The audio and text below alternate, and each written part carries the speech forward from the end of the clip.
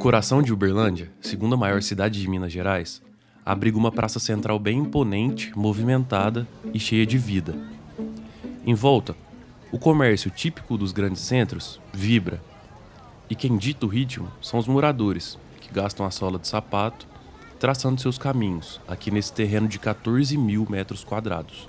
Lojas, ônibus, lanchonetes, óticas fazem parte da paisagem, bem ao lado da tradicional escola Bueno Brandão, o primeiro colégio público da cidade. É um ponto de encontro de centenas de alunos diariamente. Aqui deu para imaginar a importância que essa praça tem, certo? É um dos lugares para onde a cidade converge, conversa e se movimenta. Quem chega aqui pela primeira vez é recebido pela arborização, uma fonte, espelhos d'água e até um busto de mais de 2 metros do ex-presidente mineiro Juscelino Kubitschek, responsável pela construção de Brasília. E até o meio de 2024, tinham mais 2 estátuas aqui. Uma de um dos maiores artistas uberlandenses, talvez o maior, Sebastião Bernardes de Souza Prata, o grande Otelo. O grande Otelo é um ator e o Sebastião Bernardes de Souza Prata é um cidadão brasileiro preocupado completamente com todos os problemas do Brasil. Exato. Porque todos nós, queiramos ou não queiramos, de qualquer maneira, a gente se preocupa, por menos que a gente queira. E isso me embaratina, às vezes eu não tenho vontade de trabalhar, fico meio desanimado. Além de Grande Otelo, a outra estátua que estava presente no local homenageava o ex-prefeito e ex-deputado estadual Tubal Vilela da Silva. E esse é o nome que batiza a praça, Tubal Vilela.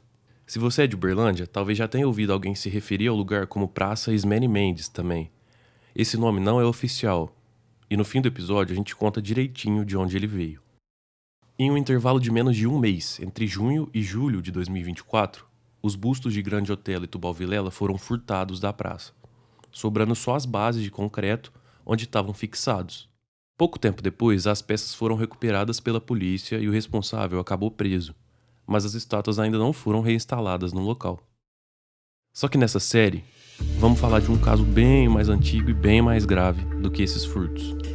Então, aproveito para te avisar que o conteúdo pode não ser indicado para todos os públicos.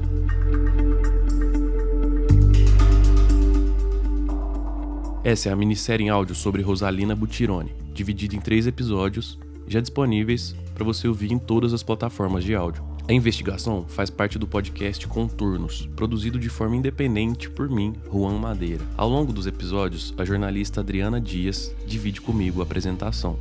Oi! Peço para você avaliar o podcast se curtir e seguir a página no seu tocador. Você pode conferir material adicional no Instagram, @RuanMadeira_. Eu te contei que essa praça de Uberlândia é verde, viva, mas a vegetação que cobre seus 4 cantos oculta um fato que pouca gente da cidade conhece bem. Você sabe o nome da praça que a gente tá? Tubal Vilela. Tubal Vilela. E você sabe quem foi ele? Não, pior que não. Não tem nenhuma ideia. Não faço ideia.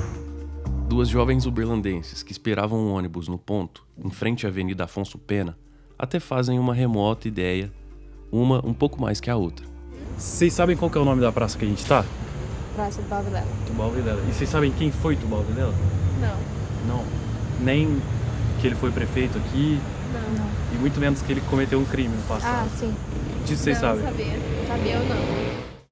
Mas até o pessoal que é daqui e conhece um pouco mais sobre o caso não sabe a história inteira. Qual que é o nome da praça que a gente tá? Praça Tubal Vilela. Tubal Vilela. E você sabe quem foi Tubal Vilela? Foi um ex-prefeito, não foi? Ex-prefeito, isso. E você sabe mais alguma coisa importante sobre a vida dele? Teve um boato, né, em algum momento que eu escutei, que ele agredia a esposa dele. Por isso, não sei se aprovaram o projeto ou não, que iam alterar o nome da praça para ser esposa dele ou para ser o nome de uma mulher importante da cidade. Foi isso que eu cheguei a escutar. O eixo do caso é mais ou menos esse, mas não exatamente assim. Agora, todo mundo pode compreender a história, antes pouco conhecida, por trás do nome da principal praça de Uberlândia. Há 64 anos, o local carrega o nome de Tubal Vilela da Silva, um homem que, há exatos 100 anos, cometeu um crime que continua se repetindo no Brasil de hoje. Ele matou a mulher com quem era casado, a jovem Rosalina Butironi.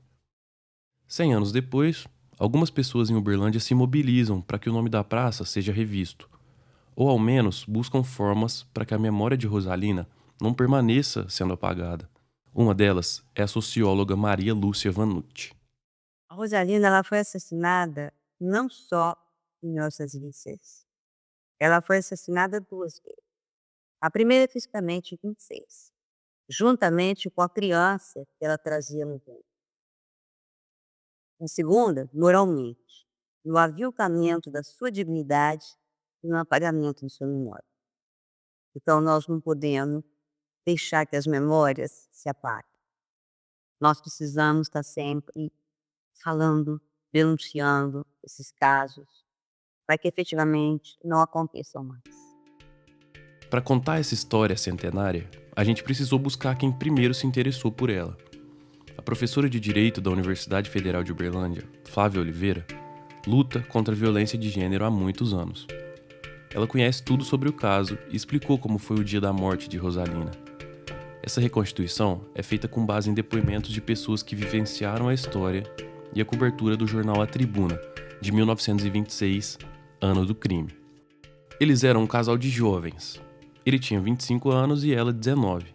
Viviam uma vida comum para os padrões da época. Ele, dedicado ao trabalho no comércio, ela aos cuidados de casa e dos filhos pequenos. Mas na manhã do dia 21 de maio de 1926, Rosalina se aproximou da janela de casa e na rua seu marido saía para o trabalho, como em qualquer outro dia. Tudo parecia comum, até que deixou de ser.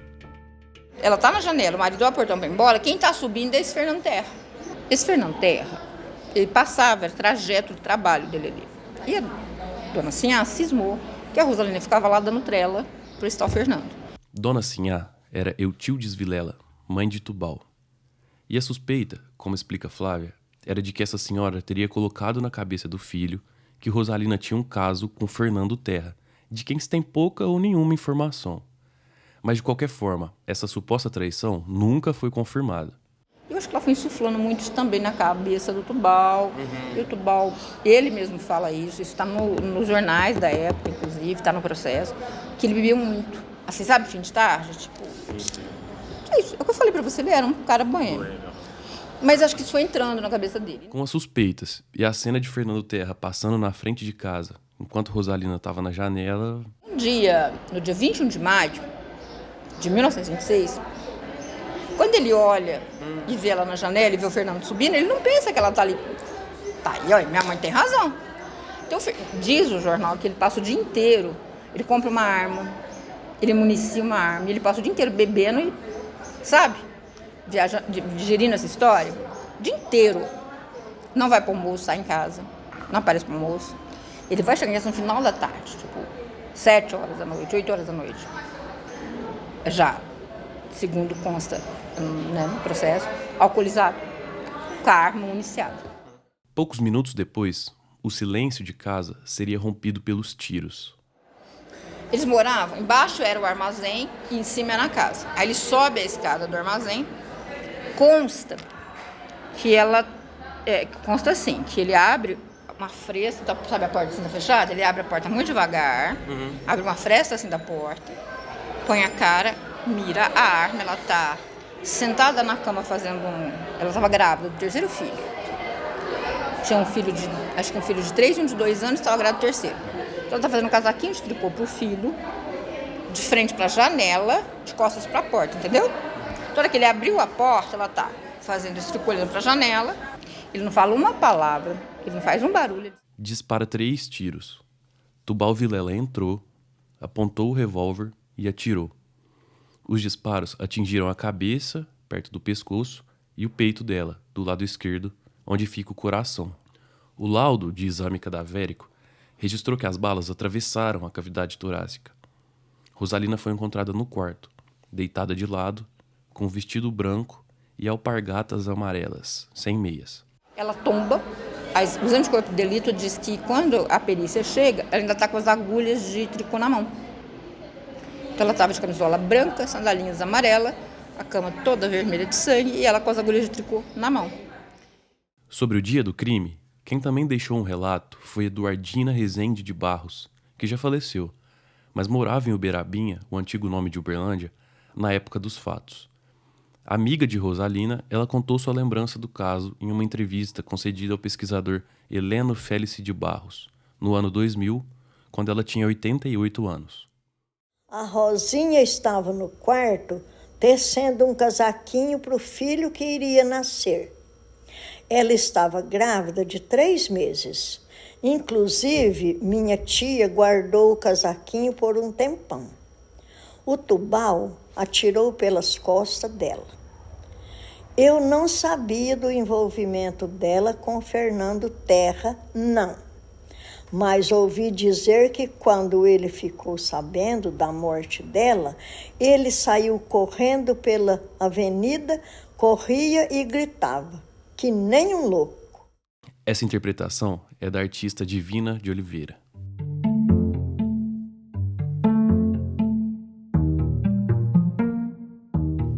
Agora, de novo, Flávia, sobre a morte de Rosalina.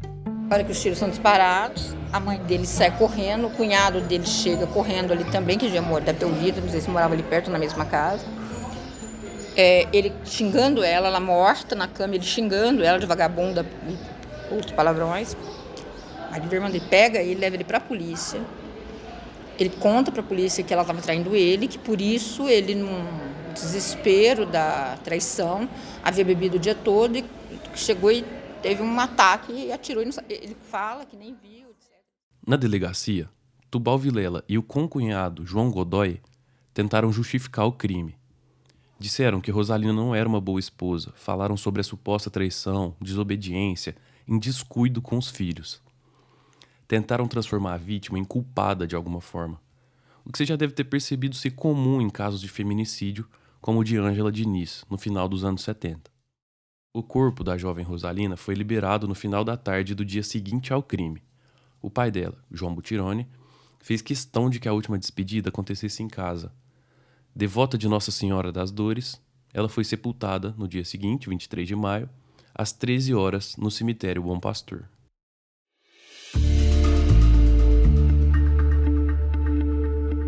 No dia 24 de maio de 1926, o jornal local A Tribuna publicou essa notinha. Falecimento Rosalina Butironi Silva. Faleceu anteontem nesta cidade a excelentíssima senhora Dona Rosalina Butironi Silva, esposa do senhor Tubal Vilela da Silva, conceituado negociante nesta praça, e filha do senhor João Butironi, proprietário da sapataria Butironi. Moça ainda, pois apenas contava 19 anos de idade. O seu passamento consternou profundamente a nossa população em virtude do inesperado acontecimento. A extinta deixa na orfandade 2 mimosas criancinhas. Só isso. Essa foi a despedida na imprensa da Rosalina. 22 dias depois do crime, em 15 de junho de 1926, Tubal foi a julgamento acusado de matar Rosalina.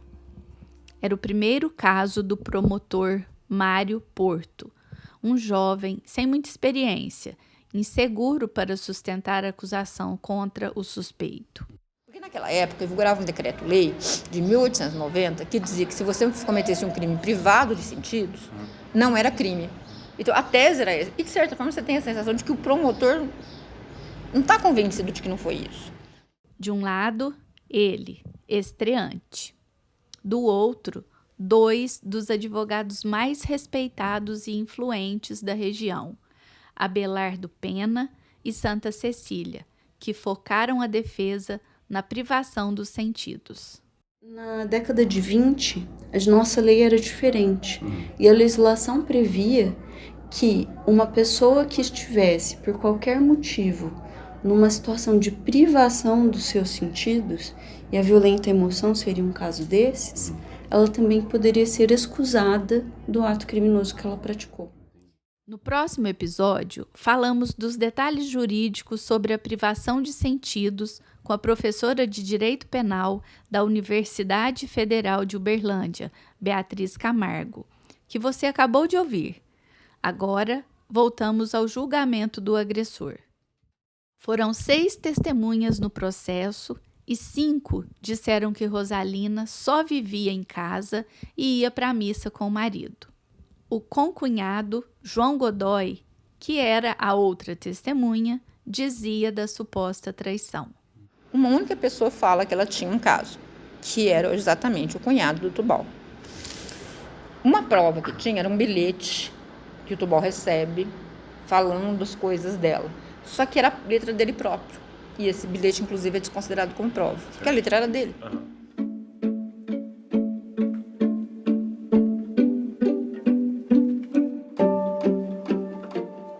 Esse bilhete anônimo teria sido recebido por João Godoy, revelando o suposto caso de Rosalina com outro homem. Ouça o que estava escrito no bilhete. Procurai qualquer meios de fazer sua concunhada seguir o caminho do bem. Digo isto é para si. Assim poderá evitar um desastre mais tarde. O célebre Dom Juan é o F. Terra. Verifique para ver se é exato ou não. Experimente a ver se salva esta infeliz antes que o Tubal saiba. Um seu amigo. Além da carta, existia também uma foto em que Fernando Terra teria, supostamente, escrito no verso: "A minha adorada e querida Rosinha, em sinal de amor sincero." Mas repito o detalhe: a caligrafia era quase idêntica à de Tubal, e por isso o bilhete foi descartado como evidência. Como contamos mais cedo, Tubal disse à polícia que, ao ler o suposto bilhete, perdeu o controle. Afirmou que bebeu, andou sem rumo pela cidade, passou no armazém para pegar um revólver e confessou que voltou para casa e atirou na jovem esposa. Com base nisso, a defesa tentou justificar o crime dizendo exatamente que ele teria agido sob forte emoção, privado de sentidos, ou seja, sem controle das suas próprias ações. No julgamento, os advogados insistem na tese de que Tubal teria sido provocado pela esposa e a suposta traição teria, então, ferido sua honra. Argumentam que, tomado por uma emoção intensa e descontrolada, ele teria perdido momentaneamente os sentidos e agido sem capacidade de raciocínio. Para sustentar esse argumento, citam um decreto 847 de 1890, que dizia no artigo 27: "Não são criminosos os que se acharem em estado de completa privação de sentidos e de inteligência no ato de cometer o crime." O promotor contesta essa versão e afirma que o crime foi cometido com frieza, de forma premeditada, que o acusado agiu de maneira calma e consciente do que fazia, e reforça: Rosalina era uma mulher honesta, respeitada, uma mãe dedicada, não a vilã que tentaram pintar. Mas não adiantou. O júri, formado por cidadãos comuns, chamados de jurados, é quem decide se o réu é culpado ou inocente em casos de crimes contra a vida. Na ocasião, todos os jurados eram homens e, por unanimidade, decidiram absolver Tubal Vilela. Eles entenderam que, como alegou a defesa, no momento do crime, ele agiu em completa perturbação dos sentidos. A decisão se baseou naquele decreto de 1890 que permitia esse tipo de justificativa. Agora, no próximo episódio, você entende quando e por que esse decreto deixou de valer. Manchete da Tribuna, 18 de junho de 1926. A absolvição do Sr. Tubal Vilela da Silva, a brilhante acusação do Dr. Mário Porto, a atuação vitoriosa da defesa.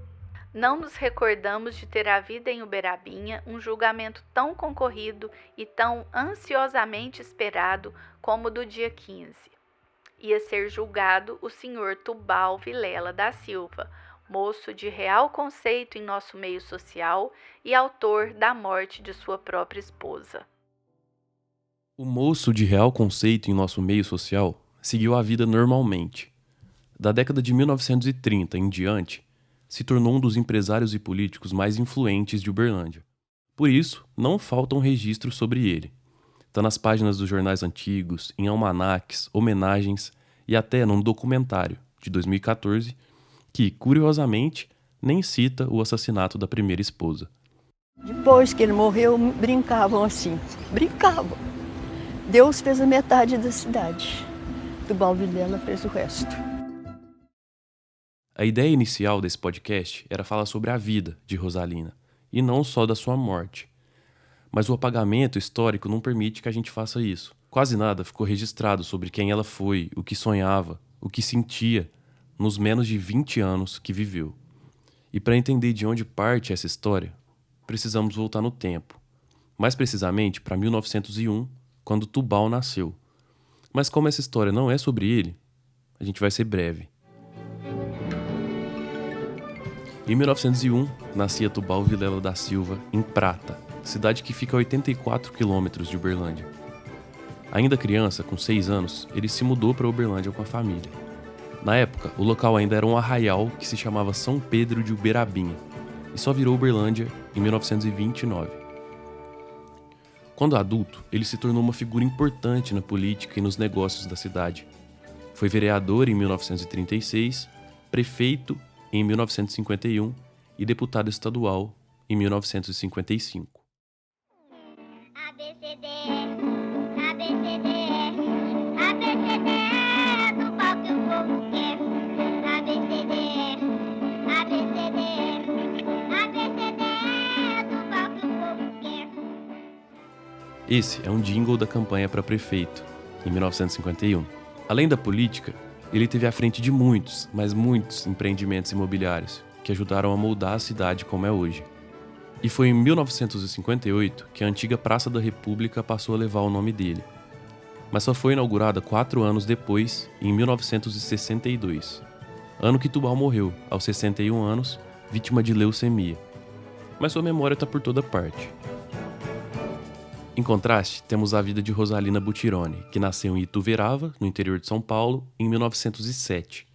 Filha de João e Olga Butironi, cresceu entre o trabalho do pai, que era sapateiro, e as tarefas de casa. Depois da morte da mãe, ela e o pai se mudaram para Uberlândia, onde abriram uma sapataria no centro da cidade. Rosalina levava uma vida simples, estudava, frequentava a igreja e participava das festas da cidade. Foi uma dessas que o caminho dela cruzou com o do ainda jovem Tubal. O namoro virou noivado e no dia 19 de outubro de 1922, os dois se casam. Ela foi morar com o marido e a sogra, Dona Sinhá. Em poucos anos teve 2 meninos, Hugo e Fábio. E, aos 19, esperava o terceiro bebê. Mas com aquele boato nunca confirmado da traição, a rotina começou a mudar e ela acabou sendo morta pelo marido. Esse é o desfecho que você já ouviu no começo do episódio. Só que, absolvido e fortalecido pela importância política e empresarial que conquistou ao longo dos anos, Tubal não só apagou essa história, como acabou sendo homenageado na praça mais conhecida da cidade. E no final dos anos 1900, o local era só um jardim central. Entre 1912 e 1922, chegou a ser conhecida como a Praça dos Bambus, por ter muitas dessas plantas lá. Como Juan disse, o nome Tubal Vilela veio em 1958, por iniciativa do prefeito Geraldo Ladeira. O arquiteto João Jorge Cury redesenhou o lugar para ser um espaço moderno, aberto e democrático, com bancos longos de concreto, como segue até hoje. O local foi inaugurado em 1962 e se tornou um tipo de cartão postal, tombado como patrimônio histórico desde 2004. E não é só essa praça que leva o nome do agressor confesso. Uma escola estadual no bairro Martins e até uma unidade de atendimento integrado do bairro Planalto também o homenageiam. E o nome de Rosalina? Esse quase não aparece em lugar nenhum, a não ser no bairro Tubalina, uma junção no mínimo curiosa entre Tubal e Rosalina, mas a gente fala mais sobre isso no último episódio. O que essa história de crime diz sobre o Brasil de hoje? Muito, como você deve imaginar. Só em 2024, o país registrou 1.450 feminicídios, quase 4 mulheres mortas por dia, apenas por serem mulheres. Esse é um tema que vamos aprofundar no próximo episódio. Agora, seguimos no fio que nos trouxe até aqui. Como, 100 anos depois, a história e a memória de Rosalina permanecem vivas. Elas só resistem graças a pessoas como Flávia Oliveira, que há anos luta para que Rosalina não desapareça nas margens dessa narrativa. Toda dor pode ser suportada se sobre ela se puder contar uma história. Essa é uma frase da filósofa judia Hannah Arendt, e ela representa para mim o que a gente está falando aqui. A dor do fato de uma mulher ter sido assassinada por ser mulher, que é uma dor que todas as mulheres partilham, não é uma dor da Rosalina, é uma dor minha e é uma dor de todas as mulheres. Nós conseguimos suportar essa dor se a gente puder contar a história da Rosalina. Por isso que, para mim, essa frase, ela resume memória para mim. E em busca de formas concretas de preservar essa memória, um grupo de mulheres realizou, em 8 de março de 2017, Dia Internacional da Mulher, um ato na praça. Então, a gente fez foi um 8 de março, que a gente faz sempre o movimento de mulheres. Nesse 8 de março, o movimento optou por ir na praça, contar a história da Rosalina e buscar abaixos assinados. E depois ficou as entidades que organizaram, o 8 como sindicatos, o movimento de mulheres, ficaram durante um bom tempo entre os seus associados buscando abaixo assinado para justificar, inclusive, o projeto de lei, né, que está tudo junto nesse... Hoje deve estar tudo com a vereadora Higino. Por conta desse tipo de mobilização, em 2019, a Câmara dos Vereadores foi notificada pelo Ministério Público do Estado de Minas Gerais com a recomendação explícita para que o nome de Tubal fosse retirado e substituído da praça principal da cidade. Atualmente, o caso está oficialmente na Câmara Municipal de Uberlândia, sob liderança do vereador Dr. Higino, do PT. O projeto de decreto legislativo número 25 de 2025 propõe convocar um plebiscito, que é uma consulta direta aos eleitores para decidir se a Praça Tubal Vilela deve ou não manter esse nome. E em 2025, o Juan conversou com o vereador que encabeça a proposta. Eu acho extraordinário contar histórias, né, para a gente conseguir melhorar enquanto sociedade. Eu acho importante entender o passado.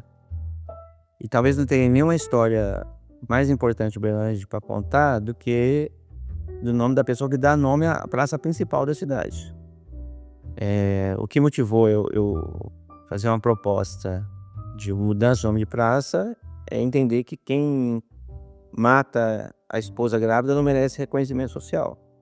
Ele reforçou que uma mudança desse tipo só pode acontecer por meio de plebiscito, uma votação em que a população decide diretamente sobre uma questão específica. Para mudar uma praça por tanto tempo, tem que ter o plebiscito. Que você imagina isso? Toda rua que tem na cidade, alguém vai querer mudar, você vê uma confusão. Não está consolidado já numa praça. Para que mude, tem que ter o plebiscito. Perfeito. Vai ser tipo uma eleição municipal, federal, e vai ser junto com a próxima federal.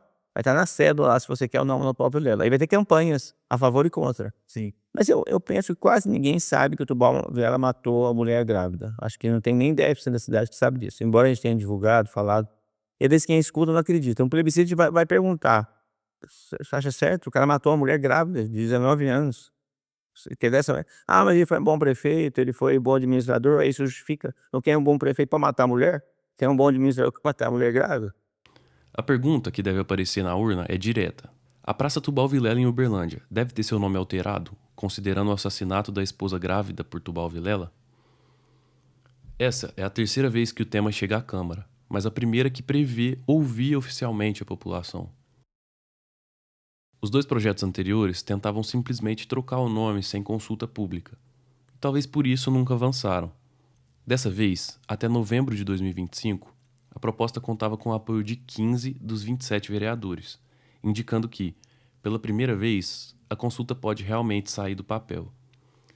E a pressão não vem somente do Legislativo. Nos últimos anos, aconteceram manifestações populares, rodas de conversa e até um abaixo-assinado pedindo uma resposta concreta do poder público. Mesmo que o plebiscito proposto por Dr. Higino não avance, Flávio Oliveira tem uma ideia interessante para o futuro da praça. Se não mudar o nome, não é o problema. O grande problema é as pessoas saberem o que aconteceu. Existe um movimento muito interessante chamado Movimento de Contramonumento, que não é tirar o nome, mas é você colocar lá no meio da Praça Tubal Vilela uma placa escrevendo: olha, ele pode ter feito isso, mas ele matou a mulher, Rosalina. As pessoas já começam a comprar Tubal Vilela. Acho que isso cria um movimento político que não é o objetivo do debate. E essa tendência que a Europa tem feito de contramonumento, que colocar ali, sabe, no próprio monumento, a exposição da violação que ele cometeu, eu acho mais interessante, porque torna a história mais divulgada. O conceito aparece também na explicação da professora de História Anita Natividade, que falou sobre o tema em um vídeo publicado no YouTube. Os antimonumentos, eles vão ter uma dimensão temporal de intenção, ou seja, estamos construindo esse monumento como um alerta às gerações futuras sobre esse passado traumático. E segundo, ele está muito vinculado à violência, ou seja, essa relação de violência que aconteceu no passado, ela está presente também nesse antimonumento, ela precisa carregar isso. Eu acho que o movimento chamado contramonumento, não em todos os casos, não dá para falar isso naquela estátua monstruosa do Barba Gato de São Paulo, aí é outro assunto, ali é um outro olhar. Mas neste caso específico, eu acho que esse movimento seria mais eficiente. Então você colocaria, com base na recomendação do Ministério Público, ela sendo lida pelo presidente da Câmara, a Câmara poderia dizer assim: olha, nós vamos manter o nome da praça, porque isso faz parte da história de Uberlândia, mas nós vamos colocar uma placa no central, no meio da praça, que conta a história de Rosalina Butironi. Ponto, eu acho perfeito. O debate é interessante, a discussão é interessante, mas o resultado mais eficiente é aderir à tendência do contramonumento. Contramonumento é um movimento. É um movimento. Entendi. Um movimento que veio da Europa, muito interessante, porque ele fala: olha, você não desconstrói histórias, você reconstrói outras. E reconstruir outras tudo bem, você está vendo esse monumento, a pessoa fez isso, mas ela fez aquilo ali também. Então, da mesma que a pessoa vê escrito Tubal Vilela, que ela lê ali a história da Rosalina. Isso dá para a pessoa memória. Perfeito. Muito mais eficiente. E eu concordo. Eu acho dessa. A proposta, em resumo, é ocupar o espaço existente com novos símbolos, marcos e informações que contem a história de Rosalina. Em uma das reportagens publicadas sobre as mobilizações de mulheres, uma sugestão de novo nome chegou a ser mencionada: Praça Ismene Mendes. A ideia foi levantada em 8 de março de 2017, Dia Internacional da Mulher. Muita gente que conhece o caso apenas por alto acredita que Ismene teria sido a ex-esposa de Tubal Vilela, mas não. A história dela daria outro podcast. E a seguir, a gente vai abordar cenas fortes de violência. Se você se sentir sensível a esses temas, recomendamos ouvir com cautela. Ismene Mendes nasceu em Patrocínio, é formada em Direito pela UFO e, muito cedo, entrou na linha de frente da defesa de camponeses da região, enfrentando abusos de grandes fazendeiros. O trabalho dela incomodava, e as ameaças começaram a aparecer uma atrás da outra. Em 1985, Ismene foi espancada e estuprada numa emboscada. Uma semana depois, apareceu morta. Acredite, a versão oficial da época dizia que ela teria se auto-estuprado e cometido suicídio. Isso mesmo.